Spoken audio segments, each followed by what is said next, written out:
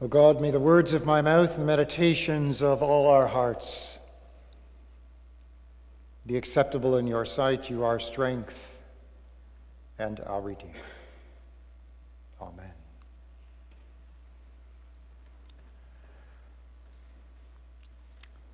I decided that I wanted to this week embrace All Saints Sunday. And so hence that's what we are celebrating this day. But I come to it recognizing some truths.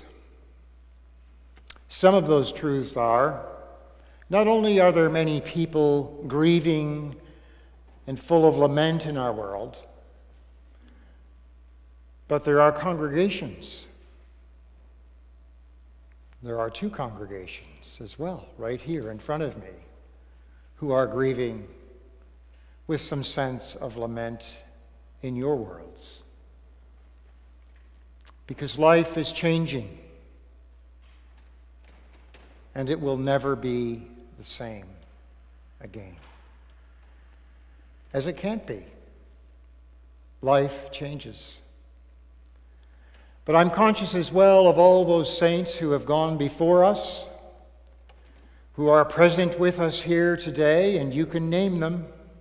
You could look in a mirror. You're one of them. And there will be more in the future who will pick up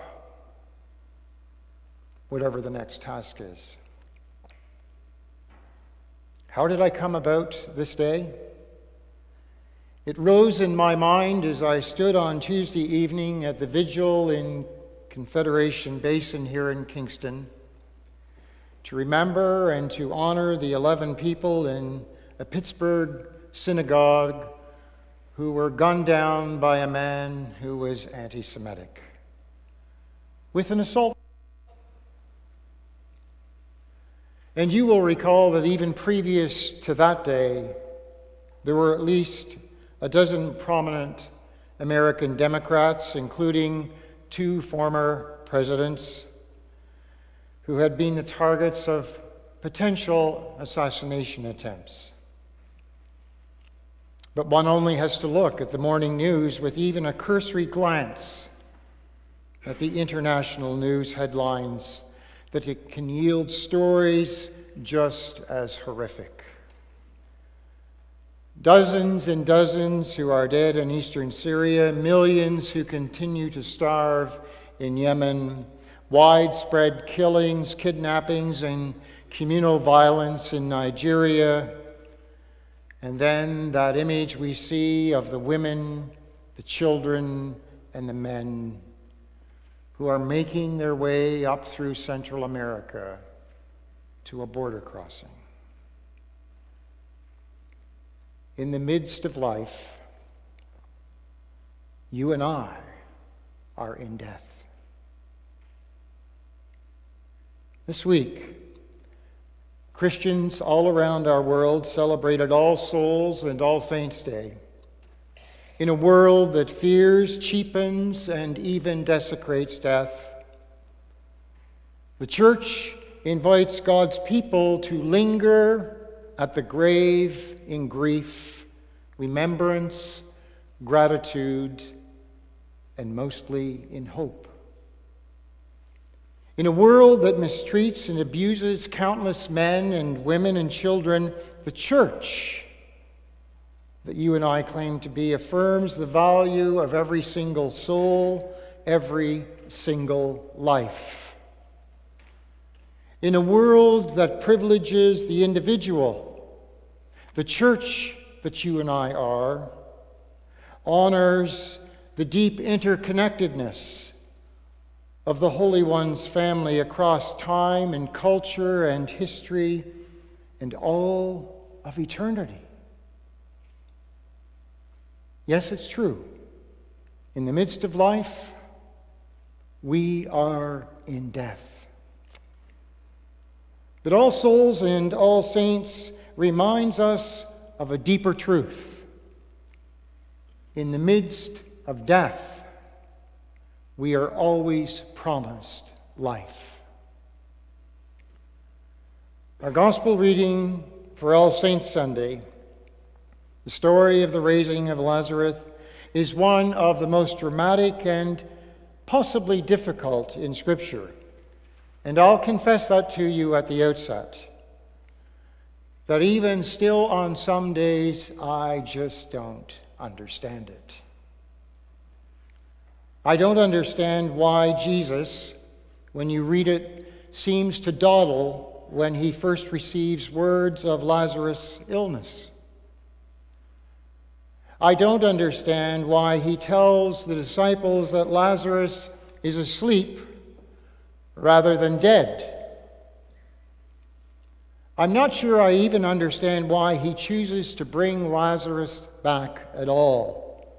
I mean, does a man who's been dead for 4 days even want to come back? And I definitely don't understand why Lazarus virtually disappears from the gospel narrative once his grave clothes come off. Why is it he's never heard from again? In many ways, the story is shrouded in mystery. But today, this past week now, I cling to 2 words in the narrative that I can tell you I do understand. Jesus wept. Tears of lament.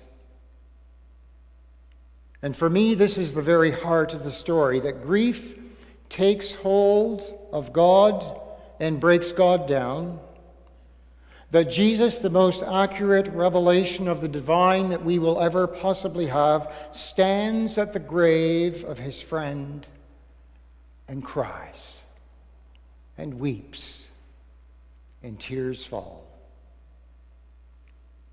It has taken me some time, though, to appreciate Jesus' tears in this story. You see, when I was just a young guy at King's Court United Church here in Kingston, one of those baby boomers who was in church school,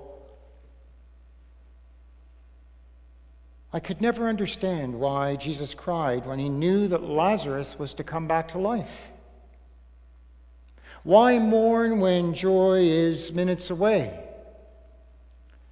And then, as a young adult in my mid-20s, struggling with my faith, I couldn't still understand why Jesus cried after intentionally staying away from Bethany during Lazarus' illness. Like some of the onlookers in the story, I responded to Jesus' grief with a sense of cynicism and contempt. Could not he who opened his eyes of the blind, of a number of the blind, could he not have kept this man from dying? But alas, over time, I've come to cherish Jesus' tears, perhaps even more than I cherish the miracle that follows them. And here's some of my reasons why. When Jesus weeps, he legitimizes human grief. His brokenness in the face of Mary's sorrow negates all forms of Christian triumphalism that leave no room for any lament. Yes, resurrection is around the corner, but in this story, the promise of joy doesn't cancel out the essential work of grief. When Jesus cries, he assures Mary not only that her beloved brother is worth crying for, but also that she is worth crying with. And so through his tears, Jesus calls all of us, you and I, into the holy vocation of empathy. When Jesus cries these tears of lament, he honors the complexity of our gains and our losses, our sorrows and our joys. Raising Lazarus would not bring back the past. It would not even cancel out the pain of his final illness, the memory of saying goodbye to a life that he loved, or the gaping absence of his sisters felt when he died. Whatever joys awaited his family in the future would be layered joys. Joys shaped by sorrows, fears, and losses that they had just endured. In Lazarus' case, his future would be nothing like his past. Forever afterwards, he'd be known in his village as the one who returned. And perhaps the most bizarre fact would make him a hero. Perhaps it would make him even a pariah. Whatever the case, Jesus' tears honor the reality, get this, of human change. He grieves because things will never, ever be the same again. When Jesus cries tears of lament, he honors the nuances of faith. And at no point does he expect piety to be disembodied or to be cleaned up and sanitized. He recognizes that all expressions of belief and trust come with a pile of emotional baggage. Martha expresses deep resentment and anger at Jesus' delay, and in the next breath voices her trust in his power. Mary blames Jesus for Lazarus' death, but she does so where? From on her knees, in a posture of belief and of submission. And likewise, Jesus' face is wet with tears when he prays to God and resurrects his friend. This, folks, is what real faith looks like. It embraces, rather than vilifies, the full spectrum of human psychology. When Jesus weeps tears of lament, he acknowledges even his own mortality. Because in John's Gospel, the raising of Lazarus is the precipitating event that leads Jesus to his own arrest and ultimately crucifixion. And when word spreads about the miracle in Bethany, the authorities, you will recall, decide that enough is enough. This guy's got to be stopped. So essentially, Jesus trades his life for his friends. And given this fact, I imagine that Jesus' tears are an expression of grief over his own pending death. He knows that the end is imminent. He knows that his time with his friends is almost over. He knows that it's nearly time perhaps to say goodbye to the lakes and to the skies and to the hills and to the stars that he loves. And in crying, he asserts powerfully that it is okay to yearn for life.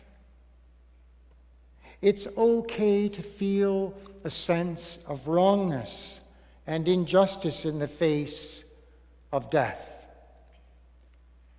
It's okay to mourn the loss of vitality and of intimacy and of longevity.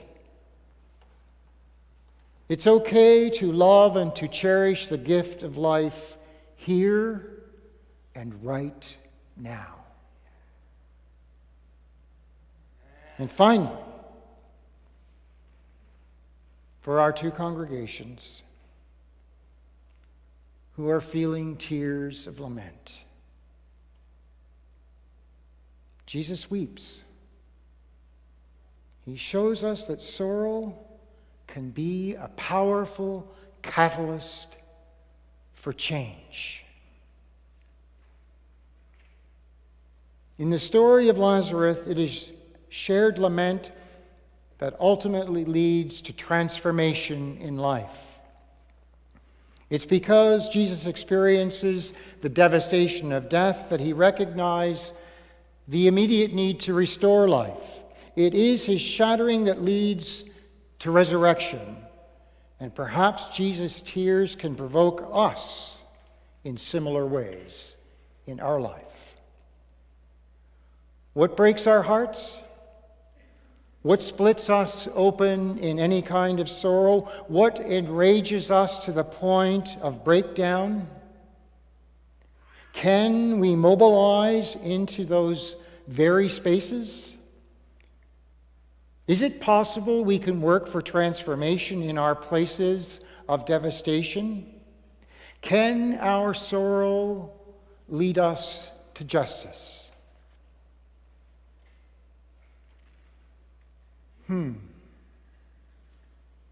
As we give time to honor all souls and all saints, all of those before you and I,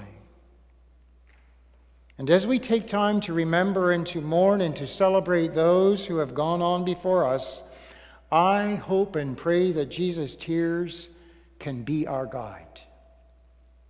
I hope his honest expression of sorrow will give us the permission, the company, the impetus we need not only to do the work of grief and healing, but to move with powerful compassion out into a world that sorely needs our empathy and our love. Yes, we are in death, but we serve a Holy One who calls us to life. Our journey is not to any grave, but through it. The Lord who weeps is also the Lord who resurrects, and so we mourn in hope. You know, I'm thinking that similar to the virgin birth and the raising of Lazarus and Adam's rib, may be as much about spiritual transformation and the deeper moments of healing as physiology.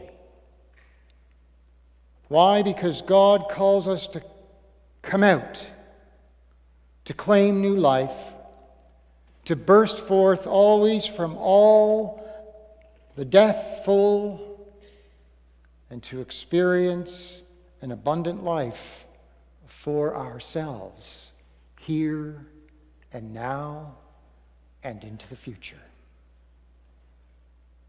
May it be so for you. May it be so for me.